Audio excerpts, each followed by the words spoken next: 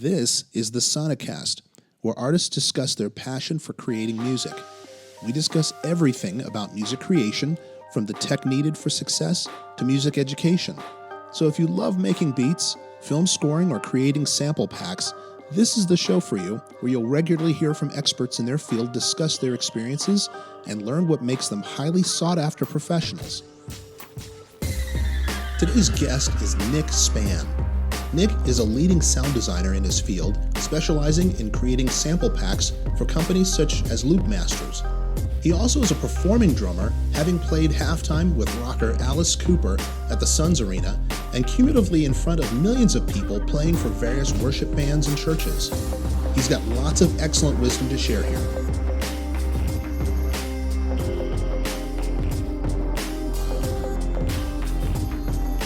Nick Spann, welcome. Hello. Man, thanks for taking your time coming here, brother. Yeah, for sure. It's really, really good to have you in, man. Mm-hmm. I'm going to talk a little bit more as we move along about the different things you've done. But for the first part here, I'm really interested in knowing more about you. I think I've been able to talk to you about your interests, but I want to talk a little bit, first of all, about you and your interest in music, how you got started in it all. So take me a little bit through, the beginnings all the way to kind of where you are now. Yeah. Just give me a little bit of an overview. Yeah. This will be a pop quiz for myself to remember, years back. So I grew up not really in a huge musical family at all. My mom's not musically inclined, neither is my dad. But my uncle is. And I guess at a super, young age, he had a drum set. So he was, a working musician. Wow. As he was, doing his thing to get money. He is a drum teacher as well. He's a great teacher. Okay. Not necessarily my kind of vibe, but a great teacher nonetheless. Yes. And I guess from at a young age, I would always be gravitating toward his drums. But I don't remember that because there's a certain limit that, one can remember so far back. But up until then, from my encounters with my uncle, all the way, I want to say up until 6th grade, 7th grade is when I started to get real curious about music. And it was then my dad noticed, because my dad grew me up on Toto, Rush, Steely Dan, Yes, a bunch of very diverse groups. Okay. Because Rush from Steely Dan they're completely different. Very, very different. So when you were about, you were saying about 5th or 6th grade is when you started really noticing or remembering that you noticed you started gravitating towards music. Yeah. Okay. So what kind of, you gave me some good examples of some music that you were listening to. Were you doing any playing at that time? No, it was more so extensive listening. My dad noticed that I was a very different kid because there's one particular moment that I remember. We were driving around town. I forget what we were doing, but there was a song from Rush called Leave That Thing Alone. Okay. And there was the particular vibe of the track, to me, sounded like good versus evil. It threw my dad aloof because he was like, how is someone this young able to perceive that within a musical context? So from then he kind of kept his eye on me with, things musically. And eventually he got me a drum pad. Okay. And that was, I think, wow, between 5th and 6th grade. I still have it, so I'm keeping it as a family heirloom. Okay. I haven't gotten a new drum pad since. Now, when you're talking about a drum pad, you're seeing these little plastic things that you just practice on, like a practice drum pad. Yeah, one of the bottom corners is eaten away because it's old. So I'm just going to keep that for me because it's very profound because that's how I started. So how I eventually progressed to drums was I was so infatuated with Rush that I listened to their songs. I started with the Counterparts album, and then it was Vapor Trails, and then I just went all around. But what I would do is I would listen to what Neil Peart was playing, and I would mimic that with just my hands. Okay. So kick drums, hi-hat stuff. Okay. So if he was playing like quarter notes with his hi-hat, with his foot, I would still keep time. Like, so I would like try to play everything all with my hands. And then eventually I caught on to his foot pattern for the kick drum. So I was able to isolate right hand, left hand, right foot, and then it went to my left foot. So that's how I kind of, over time, taught myself how to play drums, but I didn't have a drum kit at the time. So what I would do is the elementary school I went to, which was Boulder Creek, was right across, like there was a bus lane where the buses dropped you off in the morning. And right across the campus or the road was the middle school, which was Shadow Mountain. Okay. I think that was the name of it. But what I would do is, I don't know how, like I managed to like finagle my way over to the campus and get into the like band room because somehow I was talking with like, I honestly don't know how I got into the band room, but like I ended up talking to like, you know, the music director or teacher there. Okay. And he let me play on the drums, and he started letting me, even though I wasn't in middle school yet, he said, you know, hey, if you come early, then you're more than welcome to like just play on the drums. And then, So what age were you around this time? How old were you around this time? what is the age of a middle schooler? So fifth grader, you're like 10, you know, between 10 to Okay. 12, 13 years old. Okay. Oh yeah, because when I finished 8th grade, I was 13 going on 14 going into high school. Got it. So I would probably like to say maybe around 10 I started. All right. So, and by the way, I should have asked you too, where did you grow up? I grew up here in Arizona. Here in Arizona, okay. Yeah, but I was born in California. Okay, got it. So as you're taking the time to really, sorry, I'm pouring water. Just so the audience knows it's water pouring. Once you got a chance to get into a music room, live drums, play around with the drums, what was that first experience like? Was it like something that just exploded in your head, like this is what I want to do? Because I know you're primarily a drummer, but what was that experience like when you first got your hands on those? What did that feel like to you? I didn't want to like leave. Like it was, I was kind of almost entranced. Okay. And before I started going to the middle school to play on the drums in the band room, of course, like the very rare occasion that like my dad would go to Guitar Center, I would go with him. Right. And I would just play on the drums, even though Yeah. it was terrible. Guitar Center. As most, They beat everything up there. yeah, as most people that hop on the drums at Guitar Center is not necessarily ear candy at all. So yeah, it was it was very exhilarating. Okay. It was like I can't really describe it. It's almost, I haven't done this yet, but it's almost like sorry, Oh, it's me. yeah. It's kind of like if I was to relate it to like swimming naked under a waterfall. Okay. Even though I haven't done that yet. I don't avidly Okay. walk around in public Well, or in the wilderness naked. Expand on that a little bit for me, because I follow where you're going, because there's that moment where, and people will describe it differently, right? I mean, it's just a moment where it's like, aha, Yeah. this is what I want to do. Just, you know, and just your mind processes it a certain way. So obviously it was something that was completely revolutionary for you. Okay. Yeah. All right, this is really great stuff. Let's take just a couple of minutes for an advertisement break. Hi there, I'm Dan Young, co-founder of Sonic Productions, your music production company. We partner with businesses to help you deliver your best message, professionally, elegantly, and with the power to capture your audience. Our goal is to serve you as you seek to grow your brand, whether you use Facebook, Instagram, YouTube, or other mediums like podcasting or television. We'll work with you to custom tailor a song to fit your campaign, or you can visit our music licensing business, Sonica, to choose from over 100 original songs ready for licensing. Voiceover narration is also available. So when it's time to seriously consider growing your business, consider Sonic Productions to stand out. Sonic Productions. Our music, your story. Visit us at www.sonicproductions.biz to contact our team and to learn more. This is Keith Wheeler, owner of Triune Technology Consulting, where we make IT work for you. Hey, my tech tip for today is Windows 10. If you are not running Windows 10, you need to be on Windows 10 by January of 2020. If you own a small business and that concerns you, you need to call me right away at 480-269-3115 or contact me through my website at www.triunetechaz.com. Triune Tech, we make IT work for you. Okay. Yeah. So take me then how you started playing drums a little bit, exploring that. What opportunities were you getting in high school? Absolutely zero, because there was a time my dad ended up getting me my own drum kit.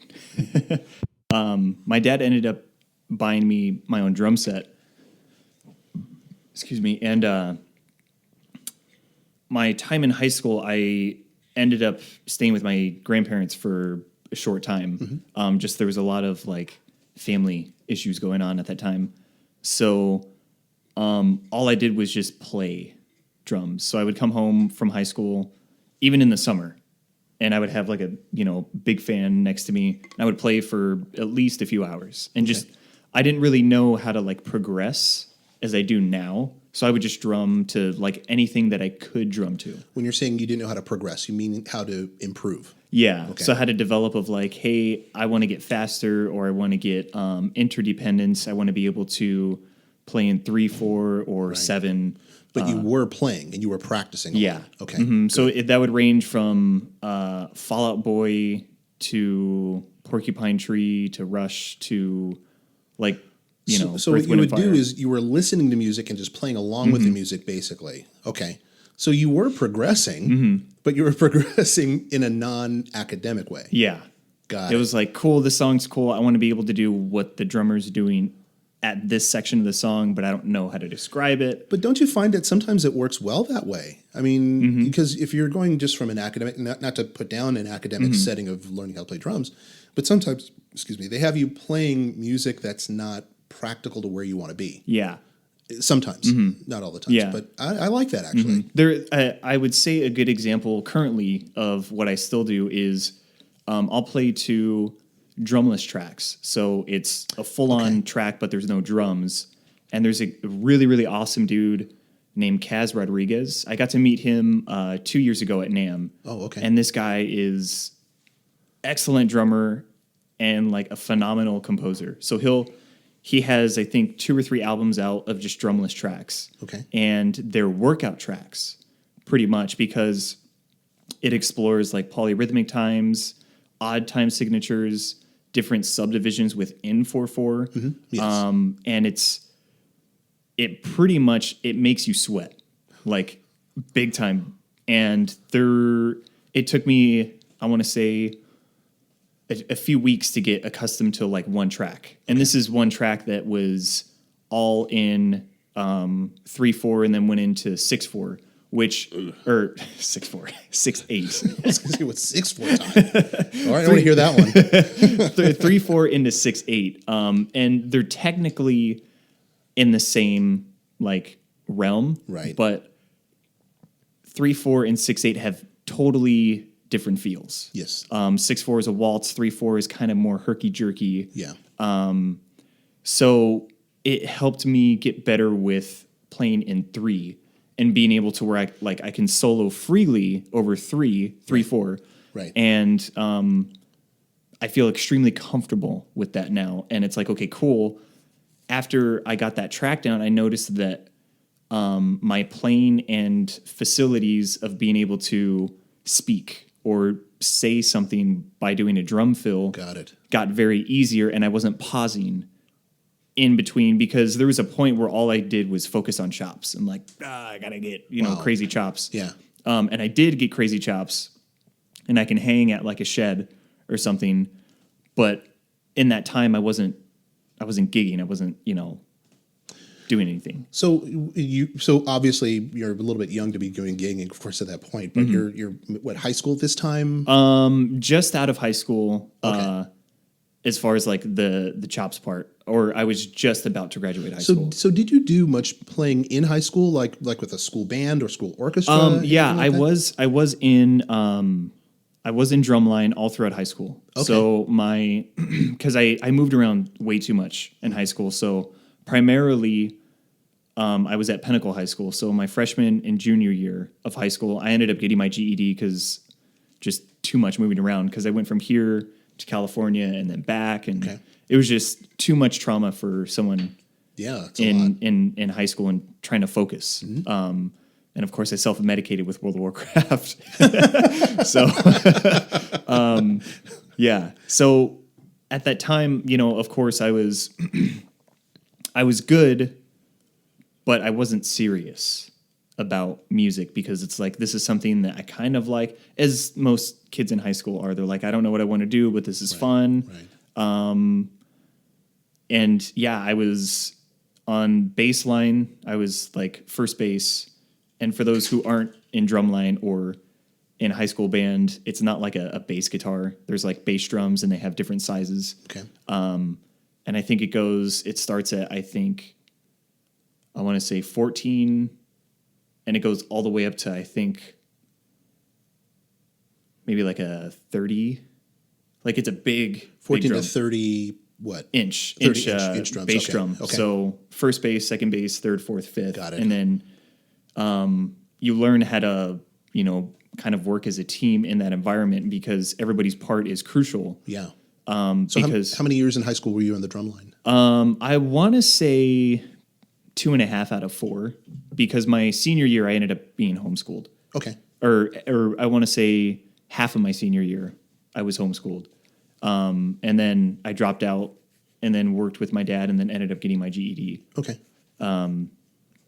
Or no, I didn't work with my dad at the time. I just dropped out, Sure. didn't do anything, and then ended up getting my GED and then went to go work with my dad. Wow. Yeah. Wow. What a story. So that's like skin surface. That's good. Yeah. No, that's important to know. I think for people who are out there, there are some times where people want to know where you came from and what it is that you've done. And I think that there are many folks who need to hear that regardless of where you come from, there are some great things you can still do. So that's actually good to hear. So thanks for sharing that. So getting out of high school or just getting away from the primary education part, take me through what got you into starting to program. Because there obviously, when you're playing drums, you're doing a lot of, playing around doing drums. Obviously, you got to a point to where you started programming. Take me through the transition from that to the programming world. So I have always been a really big fan of electronic music. Yeah. And that kind of started at super early age. I didn't DJ or anything. I still don't really DJ. Okay. I don't consider myself a DJ. I can, but I'm more of like the producer, methodical, like. So when you're deep saying thinking. you don't DJ, tell me what you mean by DJ. So for me, I don't avidly play out at festivals or clubs, every week where I'm in front of people and I'm on CDJs or. So you're saying you don't do turntables. live sets at all, or you just don't do them often? I don't do live sets at all. Oh, okay. But I can DJ because I have some friends that I like hang out with, and they're excellent. Yeah. Excellent DJs. Like they can just throw on some vinyl and take you on a journey with just two pieces of plastic. Okay. And it's killer. And I get like so taken away by that. But so at an early age, I got introduced to electronic music from no other than a game like Grand Theft Auto 3. Right. I do not advise raising or introducing a kid to Grand Theft Auto when they're in like 3rd or 4th grade. I would agree with that. It's good, solid advice. Yeah, I grew up a very hardcore avid gamer. I don't know how that works. You're hardcore or you're avid. I think it's all the avidly same. hardcore. Avidly hardcore. I think it's all the same, brother. But there were 2 radio stations in Grand Theft Auto 3, MSX and Rise FM. And MSX had drum and bass. And at the time, I hated it because it was really fast music and then some like MC in the background, and I didn't know it was an MC at the time. I just thought it was some random like Jamaican dude just randomly blah, blah, blah, blah, blah, blah, blah, blah, blah, blah, like that. Right. Which that's part of the culture in drum and bass. You need an MC, you need a hype guy. Yeah. Because when you have a DJ, you need to have the energy going. Okay. And keep it. Take me back a little bit. You said that in Grand Theft Auto there were radio stations. I don't play Grand Theft Auto, so I'm not sure exactly what that means. So when you get in a car, or I should say when you hijack a car, when you steal a car. It's Grand Theft Auto. There's a radio in the vehicle, and it's got multiple stations. Okay. Yeah. Okay. So they have like talk radio, rock, classic stuff. But they had electronic station because it was based in the 90s. Okay. That time frame of Grand Theft Auto 3. Got it. So okay. So the radio stations are what you would listen to in the car, and that becomes your radio station as you're going through. Okay. Yeah, okay. Driving like you stole it. Yeah. I was like, yo, I'm just plowing people down, hitting cop cars, and I'm like, oh yeah, this song's cool. So so that was like my early introduction into electronic music, and I didn't know it was called that at that time. And I'm still kind of just like, I'm colorblind to race and color. Same with like musical genre. I hear you. Is like good music's good music. Good music is good music. I totally agree with that. Good. I think most people would agree with that too. You've been listening to the SONICast, where artists discuss their passion for creating music. Be sure to subscribe so you don't miss an episode. You can find show notes in the descriptions, as well as information to hear more from our guest. You can also visit us at www.sonicproductions.biz to license music and shop for some cool merchandise. Sonic Productions, our music, your story.